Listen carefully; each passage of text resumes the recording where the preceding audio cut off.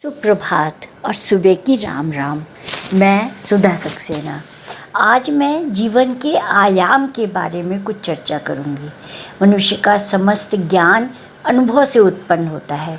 अनुभव के अतिरिक्त किसी अन्य प्रकार से हम सही ज्ञान नहीं प्राप्त कर सकते। आम जीवन में भी व्यक्ति के अनुभव को ही वरीयता दी जाती है। जीवन के कुछ महत्वपूर्ण तथ्य जैसे कि संबंध पे पहले चर्चा करते हैं। मनुष्य के संबंधों का आधार है अपेक्षा। अपेक्षा मनुष्य के मस्तिष्क में जन्म लेती है।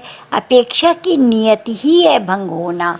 पूर्ण करने की इच्छा होने पर भी मनुष्य अपेक्षाएं पूर्ण नहीं कर पाता और तब जन्म लेता है संघर्ष। यदि संबंधों का आधार अपेक्षा ना हो तो संबंध दीर्घकालिक होते हैं।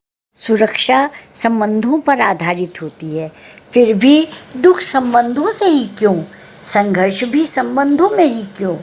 जब कोई व्यक्ति दूसरे के विचार को स्वीकार नहीं करता तब संघर्ष की स्थिति उत्पन्न होती है।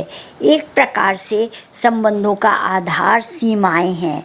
दूसरा व्यक्ति जब सीमाएं तोड़ता है तब हृदय क्रोध करता है। यदि एक दूसरे की स्वतंत्रता का आदर किया जाए तो शायद संघर्ष की स्थिति कमोबेश पैदा होगी। यदि हम अपना निर्णय दूसरे पर ना थोपें तब किसी की मर्यादा या सीमा की आवश्यकता ही नहीं है।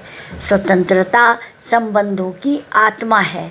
माता पिता बच्चों से सुख की कामना करते हैं, इसलिए वे उनका मार्गदर्शन करते हैं। ये अच्छी बात है, लेकिन ज़रा सोचिए, क्या कुछ समय बाद मार्ग परिवर्तित नहीं हो जाते? क्या परिस्थितियों के अनुसार आवश्यकताएं नहीं बदल जाती हैं?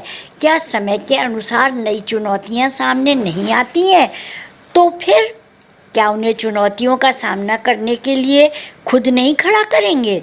हार जीत सुख दुख सहने के लिए बच्चों को सशक्त नहीं करेंगे? सोचिए, उन्हें मौका दीजिए नई चुनौतियों से लड़ने के लिए। उन्हें चुनौतियों से दूर रखना उन्हें हानि पहुंचाना है। आप उन्हें नई चुनौतियों से लड़ने दीजिए, तभी वह जीवन में सफल होंगे और आप सफल माता पिता होंगे। यदि आप नहीं उन्हें देते हैं तो आप अन्याय करेंगे। अन्याय क्या है समझिएगा। कभी कभी किसी कार्य व्यवहार में अन्याय का भान होता है। उस समय हृदय क्रोध से भर जाता है। समस्त जगत शत्रु लगता है। हृदय विरोध करने लगता है। वास्तव में अन्याय समाज में अविश्वास और अनास्था पैदा करता है। ऐसे में अन्याय करने वाले को पश्चाताप हो और अन्याय सहने वाले को समाज के प्रति पुनः आस्था पैदा हो।